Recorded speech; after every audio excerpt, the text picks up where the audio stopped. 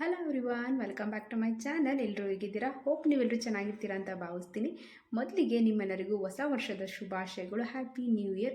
ಈ ವರ್ಷ ನೀವೇನೆಲ್ಲ ಪ್ಲ್ಯಾನ್ಸ್ ಮಾಡ್ಕೊಂಡಿದ್ದೀರಾ ಅದೆಲ್ಲ ಕೂಡ ಸಕ್ಸಸ್ ಆಗಲಿ. ಈ ವರ್ಷ ನಿಮಗೆ ತುಂಬಾ ಖುಷಿ ಸಿಗಲಿ ಅಂತ ಕೇಳ್ಕೊಳ್ತಾ ಈ ಒಂದು ವ್ಲಾಗ್ನ ಸ್ಟಾರ್ಟ್ ಮಾಡ್ತಾ ಇದ್ದೀನಿ. ಸೊ ಲಾಸ್ಟ್ ವಿಡಿಯೋ ಬಂದು ನನ್ನ ಸೀಮಂತದ ವ್ಲಾಗ್ ಆಗಿತ್ತು. ಅದೆಲ್ಲ ನೀವು ನೋಡಿರ್ತೀರಾ, ನಿಮಗೆಲ್ಲ ಇಷ್ಟ ಆಗಿರುತ್ತೆ ಅಂತ ಅಂದ್ಕೊಳ್ತೀನಿ. ಅದಾದ ನಂತರ ನಾನು ಯಾವುದೇ ರೀತಿಯಾದಂಥ ವೀಡಿಯೋಸ್ನ ಅಪ್ಲೋಡ್ ಮಾಡೋದಕ್ಕಾಗಿರಲಿಲ್ಲ. ಏಕೆ ಅಂತಂದರೆ ನನಗೆ ಡೆಲಿವರಿ ಆಯಿತು. ಸೊ ಒಂಥರ ಡ್ರೀಮ್ ಕಮ್ ಟ್ರೂ ಅನ್ನೋ ಹಾಗೆ ನಾವು ಆಸೆ ಪಟ್ಟ ಹಾಗೆ ನಮಗೆ ಹೆಣ್ಮಗುನೇ ಆಯಿತು. ಈಗ ನಮ್ಮ ಮಗುಗೆ 5 ಮಂತ್ಸ್ ಕಂಪ್ಲೀಟ್ ಕೂಡ ಆಗಿದೆ. ಹಾಗೆ ನಮ್ಮ ಮಗುಗೆ ನಾಮಕರಣ ಸಹ ಮಾಡಿದ್ವಿ. ನಾಮಕರಣದ ಪ್ರಿಪ್ರೇಷನ್ ಹೇಗಿತ್ತು ಅನ್ನೋದನ್ನು ಈಗ ನಿಮ್ಮ ಜೊತೆ ನಾನು ಈ ಒಂದು ವಿಡಿಯೋದಲ್ಲಿ ಶೇರ್ ಮಾಡ್ಕೊಳ್ತಾ ಇದ್ದೀನಿ. ಇದಾದ ನಂತರ ಕ್ಯಾಂಡಿಡ್ ವಿಡಿಯೋ ಸಹ ಇದೆ ನಾಮಕರಣದ್ದು, ಅದನ್ನು ಕೂಡ ಶೇರ್ ಮಾಡ್ತೀನಿ. ಹೋಪ್ ಈ ಒಂದು ವಿಡಿಯೋ ನಿಮ್ಗೆ ಇಷ್ಟ ಆಗುತ್ತೆ ಆ್ಯಂಡ್ ಯೂಸ್ಫುಲ್ ಆಗುತ್ತೆ ಅಂತ ಅಂದ್ಕೊಂಡಿದ್ದೀನಿ. ಇಷ್ಟ ಆಯಿತು ಅಂತಂದರೆ ನೋಡಿ, ಲೈಕ್ ಮಾಡಿ, ಶೇರ್ ಮಾಡಿ, ಹಾಗೆ ನನ್ನ ಚಾನಲ್ನ ಸಬ್ಸ್ಕ್ರೈಬ್ ಮಾಡ್ಕೊಂಡು. ಮೊದಲಿಗೆ ನಾವಿಲ್ಲಿ ಪಾರ್ಟಿ ಎಲ್ಲ ನೋಡೋದಕ್ಕೆ ಅಂತ ಹೇಳಿ ಹೋಗ್ತಾ ಇದ್ದೀವಿ. ಫಂಕ್ಷನ್ದು ಡೇಟ್ ಕನ್ಫರ್ಮ್ ಆಗಿದ ತಕ್ಷಣ ಮೊದಲು ಮಾಡಬೇಕಾಗಿರೋ ಕೆಲಸನೇ ಪಾರ್ಟಿ ಹಾಲ್ ಬುಕ್ಕಿಂಗ್ ಮಾಡ್ಕೊಳ್ಳೋದು.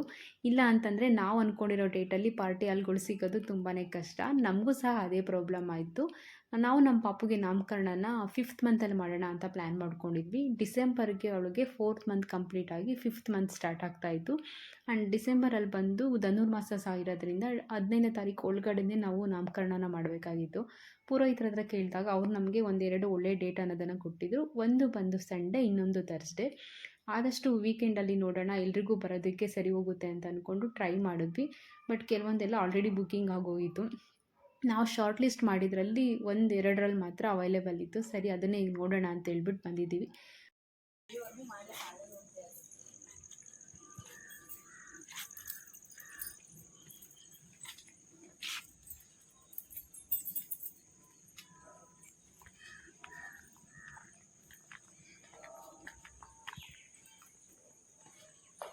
ಈ ಪಾರ್ಟಿ ಹಾಲ್ ನಮ್ಮೆಲ್ರಿಗೂ ತುಂಬಾ ಇಷ್ಟ ಆಯಿತು. ಇದು ಬಂದು ತೊಟ್ಟಿ ಮನೆ ಥೀಮಲ್ಲಿ ಇರೋವಂಥ ಒಂದು ಪಾರ್ಟಿ ಹಾಲ್. ತುಂಬಾ ಚೆನ್ನಾಗಿ ಮೇಂಟೈನ್ ಎಲ್ಲ ಮಾಡಿದ್ದಾರೆ. ಈ ಟ್ರೆಡಿಷ್ನಲ್ ಸೆಲೆಬ್ರೇಷನ್ಸ್ ಎಲ್ಲ ಸೀಮಂತ, ನಾಮಕರಣ, ಅರಿಶಿನ ಶಾಸ್ತ್ರ, ಮೆಹಂದಿ ಶಾಸ್ತ್ರ, ಈ ರೀತಿ ಸಿಂಪಲ್ಲಾಗಿ ಒಂದು 200 ಜನದ ಒಳಗಡೆ ಒಂದು ಫಂಕ್ಷನ್ ಮಾಡೋದಕ್ಕೆ ಮಾಡಿಸಿರೋ ಅಂಥ ಒಂದು ಪಾರ್ಟಿ ಹಾಲ್ ಅಂತಲೇ ಅನಿಸ್ತು. ಅನ್ಫಾರ್ಚುನೇಟ್ಲಿ ಇದು ಕೂಡ ನಮಗೆ ಅವೈಲೇಬಲ್ ಇರಲಿಲ್ಲ. ಅಂದರೆ ಸಂಡೇಗೆ ಅವೈಲೇಬಲ್ ಇರಲಿಲ್ಲ, ಬುಕ್ಕಿಂಗ್ ಆಗಿತ್ತು. ಥರ್ಸ್ಡೇ ಮಾತ್ರ ಇದೆ ಅಂತ ಹೇಳಿದ್ರು. ಸರಿ, ನಾವು ಇನ್ನೊಂದೆರಡು ನೋಡೋಣ ಅಂತ ಅಂದ್ಕೊಂಡ್ವಿ. ಅದನ್ನು ನೋಡಿ ಅದಾದಮೇಲೆ ಇದನ್ನು ಫೈನಲ್ ಮಾಡೋಣ ಅಂತ ಅಂದ್ಕೊಂಡು ಈಗ ಅಲ್ಲಿಂದ ಹೊರಟ್ವಿ. ಸೊ ಇನ್ನೊಂದು ಕಡೆ ಬಂದ್ವಿ. ಇದು ಕೂಡ ತುಂಬಾ ಚೆನ್ನಾಗಿದೆ, ಮೇಂಟೆನೆನ್ಸ್ ಎಲ್ಲ ಓಕೆ ಅಂತ ಅನ್ನಿಸ್ತು. ಬಟ್ ಇಲ್ಲೇನು ಪ್ರಾಬ್ಲಮ್ ಆಯಿತು ಅಂತಂದರೆ, ಈ ರೆಸಾರ್ಟಲ್ಲ ಪಾರ್ಟಿ ಹಾಲಲ್ಲಿ ಸ್ವಿಮ್ಮಿಂಗ್ ಪೂಲ್ ಕೂಡ ಇದೆ. ಎವ್ರಿಡೇ ಸ್ವಿಮ್ಮಿಂಗ್ ಕ್ಲಾಸಸ್ ಎಲ್ಲ ಇರುತ್ತೆ, ಅಂದರೆ ಸ್ವಿಮ್ಮಿಂಗಿಗೆ ಜನ ಬರ್ತಾರೆ ಅಂತ ಹೇಳಿದ್ರು. ಈವನ್ ಸಂಡೇ ಕೂಡ ಇರುತ್ತೆ ಅಂತ ಹೇಳಿದ್ರು. ಸಂಡೇ ಇಲ್ಲಿ ಅವೈಲೇಬಲ್ ಇತ್ತು, ಬುಕ್ಕಿಂಗ್ ಮಾಡ್ಕೊಳ್ಬೋದಾಗಿತ್ತು. ಬಟ್ ಅಲ್ಲಿ ಸ್ವಿಮ್ಮಿಂಗ್ ಪೂಲ್ ಇರೋದ್ರಿಂದ ಫ್ಯಾಮಿಲಿ ಫಂಕ್ಷನ್ ಅಲ್ವಾ, ಬೇಡ ಅಂತೇಳಿ ನಾವು ಅದನ್ನು ಕ್ಯಾನ್ಸಲ್ ಮಾಡಿ ಮೊದಲು ಯಾವ್ದು ನೋಡ್ಕೊಂಡು ಬಂದಿದ್ವಿ ಅದನ್ನೇ ಫೈನಲ್ ಮಾಡಿದ್ವಿ. ನೆಕ್ಸ್ಟ್ ಬಂದು ನಾವು ಗೋಲ್ಡ್ ಶಾಪಿಂಗ್ಗೆ ಅಂತೇಳಿ ಹೋಗಿದ್ವಿ. ಪಾಪುಗೆ ಹೇಗಿದ್ರು 4 ಮಂತ್ಸ್ ಕಂಪ್ಲೀಟ್ ಆಗ್ತಾಯಿತ್ತು, ಕಿವಿ ಚುಚ್ಚಿಸ್ಬೇಕಾಯಿತು. ಹಾಗಾಗಿ ಇಯರಿಂಗ್ಸ್ ಎಲ್ಲ ಪರ್ಚೇಸ್ ಮಾಡೋಣ ಅಂತ ಹೋದಾಗ ಕೆಲವೊಂದಷ್ಟು ಪರ್ಚೇಸ್ ಮಾಡಿದ್ವಿ. ನಾನು ಅದನ್ನೆಲ್ಲ ಏನು ವಿಡಿಯೋಸ್ ಮಾಡಲಿಲ್ಲ. ಏನೆಲ್ಲ ಪರ್ಚೇಸ್ ಮಾಡಿದ್ವಿ ಅನ್ನೋದನ್ನು ಹಾಗೆ ನಿಮ್ಮ ಜೊತೆ ಶೇರ್ ಮಾಡ್ಕೊಳ್ತಾ ಇದ್ದೀನಿ. ಈ ಕಿವಿ ಚುಚ್ಚಿಸೋದ್ರ ಬಗ್ಗೆ ಅಂತೂ ನನಗಂತೂ ತುಂಬಾ ಕನ್ಫ್ಯೂಷನ್ಸ್ ಇತ್ತು. ಗನ್ ಶಾಟ್ ಮಾಡಿಸೋದಾ ಅಥವಾ ಟ್ರೆಡಿಷ್ನಲ್ ವೇನಲ್ಲೇ ಕಿವಿ ಚುಚ್ಚಿಸೋದಾ ಅಂತ. ಏಕೆಂದರೆ ಎಷ್ಟು ಪೇಯ್ನ್ ಆಗುತ್ತೋ, ಅವಳು ಎಷ್ಟು ಗಲಾಟೆ ಮಾಡ್ತಾಳೋ, ಅಳ್ತಾಳೋ, ಹೇಗಪ್ಪ ಅವಳನ್ನ ಸಮಾಧಾನ ಮಾಡೋದು ಅನ್ನೋ ಭಯ ಇತ್ತು. ಅದೇ ಟೆನ್ಷನಲ್ಲಿ ಕಿವಿ ಚುಚ್ಚೋದಕ್ಕೆ ಅಂತೇಳಿ ಕರ್ಕೊಂಡು ಹೋದ್ವಿ. ಕಿವಿ ಚುಚ್ಚಬೇಕಾದ್ರೆ ಸ್ವಲ್ಪ ಹೊತ್ತು ಹತ್ತಲು, ಅದಾದಮೇಲೆ ಅವಳು ಸಮಾಧಾನ ಆದಳು. ಮೇ ಬಿ ಅವ್ರಿಗೆ ಕಿವಿ ಚುಚ್ಚೋದು ಪೇಯ್ನ್ಗಿಂತ ನಾವು ಅವ್ರನ್ನ ಟೈಟಾಗಿ ಇಟ್ಕೊಂಬಿಟ್ಟಿರ್ತೀವಲ್ಲ, ಅದೊಂಥರ ಡಿಸ್ಕಂಫರ್ಟ್ ಫೀಲ್ ಆಗುತ್ತೆ ಅನಿಸುತ್ತೆ. ಅದಕ್ಕೆ ತುಂಬಾ ಗಲಾಟೆ ಮಾಡ್ತಾರೆ. ಅದಾದಮೇಲೆ ಅವಳು ಸಮಾಧಾನ ಆದಳು. ಮನೆಗೆ ಬಂದಮೇಲೆ ಆರತಿ ಎಲ್ಲ ಮಾಡಿ ಮನೆ ಒಳಗಡೆ ಕರ್ಕೊಂಡು ಬಂದ್ವಿ. ನೋಡ್ಬೋದು ನಮ್ಮ ಪುಟಾಣಿ ಎಷ್ಟು ಕ್ಯೂಟಾಗಿ ಕಾಣಿಸ್ತಿದ್ದಾಳೆ ಕಿವಿ ಚುಚ್ಚಿದ ಮೇಲೆ ಅಂತ. ನೆಕ್ಸ್ಟ್ ಬಂದು ಇನ್ವಿಟೇಷನ್ ಕಾರ್ಡ್ನ ನಾವು ಫಂಕ್ಷನ್ಗೆ ಒಂದು 20 ಡೇಸ್ ಬ್ಯಾಕ್ ಅಂತಲೇ ಅನಿಸುತ್ತೆ ಮೊದಲೇ ಪ್ರಿಂಟ್ ಎಲ್ಲ ಮಾಡಿಸ್ಕೊಂಡು ಬಂದ್ವಿ. ಏನಕ್ಕೆ ಅಂದರೆ ಯಾವಾಗ ಫ್ರೀ ಇರ್ತೀವಿ ಆ ಟೈಮಲ್ಲಿ ಕೊಟ್ಬಿಡೋಣ. ಫಂಕ್ಷನ್ದು ಹತ್ತಿರ ಇಟ್ಕೊಂಡು ನಾವು ಕಾರ್ಡೆಲ್ಲ ಕೊಡೋಕೆ ಹೋದರೆ ಕಷ್ಟ ಆಗುತ್ತೆ ಅಂತ ಹೇಳ್ಬಿಟ್ಟು ಸ್ವಲ್ಪ ದೂರದ ರಿಲೇಟಿವ್ಸ್ಗೆಲ್ಲ ಕೊಡೋದಕ್ಕೆ ಸರಿ ಹೋಗುತ್ತೆ ಅಂತ ಸ್ವಲ್ಪ ಬೇಗನೆ ಪ್ರಿಂಟ್ ಮಾಡಿಸ್ಕೊಂಡು ತೊಗೊಂಡು ಬಂದಿದ್ವಿ. ನೆಕ್ಸ್ಟ್ ಬಂದು ಬಟ್ಟೆ. ಮೇಯ್ನ್ ಬಂದು ಒಂದು ಫಂಕ್ಷನ್ ಅಂತಂದರೆ ನಾವು ಹಾಕೋವಂಥ ಔಟ್ಫಿಟ್ಟೇ ಮೇಯ್ನ್ ಅಟ್ರಾಕ್ಷನ್ ಅಲ್ವಾ. ಸೊ ಅದನ್ನೊಂದು ಸ್ವಲ್ಪ ಪ್ಲ್ಯಾನ್ ಮಾಡಿ ತೊಗೊಳ್ಬೇಕಾಗಿತ್ತು. ಆ್ಯಕ್ಚುಲಿ ನಾವೆಲ್ಲ ಬಂದು ಒಂದು ಥೀಮಲ್ಲಿ ಹಾಕೊಳ್ಳೋ ಅಂತ ಪ್ಲ್ಯಾನ್ ಮಾಡ್ಕೊಂಡಿದ್ವಿ. ಪಿಂಕ್ ಮತ್ತು ಕ್ರೀಮ್ ಕಾಂಬಿನೇಷನಲ್ಲಿ 4 ಜನನೂ ವೇರ್ ಮಾಡೋಣ ಅಂತ. ಅದೇ ರೀತಿಯಾಗಿ ಎಲ್ಲ ರೆಡಿ ಮಾಡ್ಕೊಂಡ್ವಿ. ಹಸ್ಬೆಂಡ್ಗೆ ರಾಮರಾಜಲ್ಲೇ ಎಲ್ಲ ಸಿಕ್ತು. ಆ್ಯಂಡ್ ನನ್ನ ಮಗಂದು ಸ್ವಲ್ಪ ತಲೆನೋವಾಯಿತು ಬಟ್ಟೆ ಹುಡ್ಕೋದಕ್ಕೆ. ಎಷ್ಟೊಂದು ಶಾಪಲ್ಲಿ ಹುಡುಕಿದ್ರು ಅವನಿಗೆ ಆ ಥರ ಕ್ರೀಮ್ ಕಲರಲ್ಲಿ ಬಟ್ಟೆನೇ ಸಿಗ್ತಾ ಇರಲಿಲ್ಲ. ಸ್ವಲ್ಪ ಗ್ರ್ಯಾಂಡಾಗಿರೋ ಡ್ರೆಸ್ಸಸ್ಸೇ ಸಿಗ್ತಾ ಇರಲಿಲ್ಲ. ಫೈನಲಿ ಒಂದು ಕಡೆ ಸಿಕ್ತು.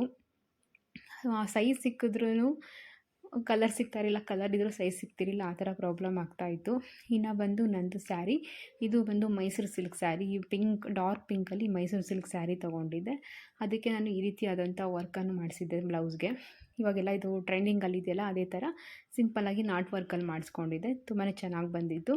ಇನ್ನು ನನ್ನ ಮಗಳದ್ದು ಬಂದು ನಾವು ಮೆಟೀರಿಯಲ್ ತೊಗೊಂಡು ಕಾಂಬಿನೇಷನಲ್ಲಿ ಪಿಂಕ್ ಆ್ಯಂಡ್ ಗ್ರೀನ್ ಕಾಂಬಿನೇಷನಲ್ಲಿ ಕಸ್ಟಮೈಸ್ ಮಾಡಿಸಿ ಸ್ಟಿಚ್ ಮಾಡಿಸಿದ್ದು. ಇದು ಫಂಕ್ಷನ್ ಹಿಂದಿನ ದಿನ ನೈಟು ಪುರೋಹಿತರು ನಾಮಕರಣಕ್ಕೆ ಅಂತೇಳಿ ಕೆಲವೊಂದು ಪೂಜಾ ಐಟಮ್ಸ್ದು ಲೀಸ್ಟ್ ಕೊಟ್ಟಿದ್ದರು, ಅದನ್ನೆಲ್ಲ ರೆಡಿ ಮಾಡಿ ಇಟ್ಕೊಂಡಿದ್ವಿ. ಅಕ್ಕ ಮತ್ತು ಅಮ್ಮ ಬಂದು ಸ್ವಲ್ಪ ಹೂವು ಎಲ್ಲ ಇತ್ತು, ಅದೆಲ್ಲ ಕಟ್ಟಿ ರೆಡಿ ಮಾಡ್ಕೊಳ್ತಿದ್ದಾರೆ. ಇನ್ನು ಮಕ್ಕಳೆಲ್ಲ ಬಂದು ನೈಲ್ ಪಾಲಿಶ್ ಮತ್ತು ಮೆಹಂದಿ ಹಾಕ್ಕೊಳೋದ್ರಲ್ಲಿ ಬ್ಯುಸಿ ಆಗಿದ್ದರು.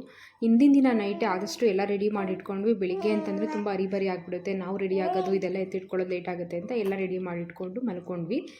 ಆದರೂ ಕೂಡ ಬೆಳಿಗ್ಗೆ ಎಲ್ಲರೂ ಕೂಡ ರೆಡಿ ಆಗೋಷ್ಟರಲ್ಲಿ ಸ್ವಲ್ಪ ಲೇಟೇ ಆಯಿತು. ಯಾಕಂದರೆ ಫಂಕ್ಷನ್ ಬಂದು ಬೆಳಿಗ್ಗೆ 9 ಗಂಟೆಯಿಂದಲೇ ಸ್ಟಾರ್ಟ್ ಆಗ್ತಾಯಿತ್ತು. ಅಷ್ಟರಲ್ಲಿ ನಾವು ಫಂಕ್ಷನ್ ಹಾಲ್ ಹತ್ರ ರೀಚ್ ಆಗಬೇಕಾಯಿತು. ಅಂದರೆ ಒಂದು 8 ಗಂಟೆ 7:30 8 ಗಂಟೆ ಅಷ್ಟರಲ್ಲಿ ನಾವು ಫಂಕ್ಷನ್ ಹಾಲ್ ರೀಚ್ ಆಗಬೇಕಾಗಿತ್ತು.